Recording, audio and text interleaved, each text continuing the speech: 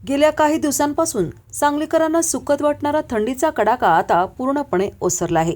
जिल्ह्यात आता उन्हाचे चटके बसण्यास सुरुवात होणार असून पुढील आठवडा घामाघूम करणारा ठरण्याची शक्यता आहे।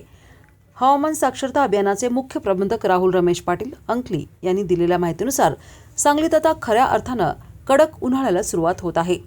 येणाऱ्या आठवड्यात सांगलीचे तापमान सातत्यानं वाढत जाणार आहे। विशेषतः मंगळवारपासून उन्हाची तीव्रता अधिक वाढली असून आठवड्याच्या शेवटी कमाल तापमान 37°C पोहोचण्याचा अंदाज आहे। केवळ दिवसच नव्हे तर रात्रीचे तापमानही 21°C ते 23°C दरम्यान राहणार असल्याने रात्रीचा उकाडा देखील वाढणार आहे। हवामानातील या अचानक बदलामुळे आरोग्यावर परिणाम होण्याची शक्यता आहे। तज्ज्ञांकडून खालील खबरदारी घेण्याचे आवाहन करण्यात आले आहे।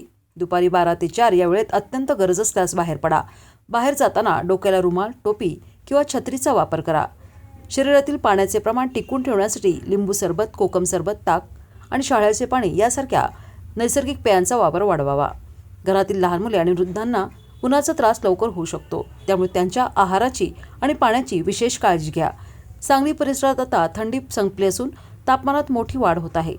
नागरिकांनी हवामानातील या बदलाला सामोरे जाण्यासाठी आतापासूनच सज्ज राहणे आवश्यक आहे।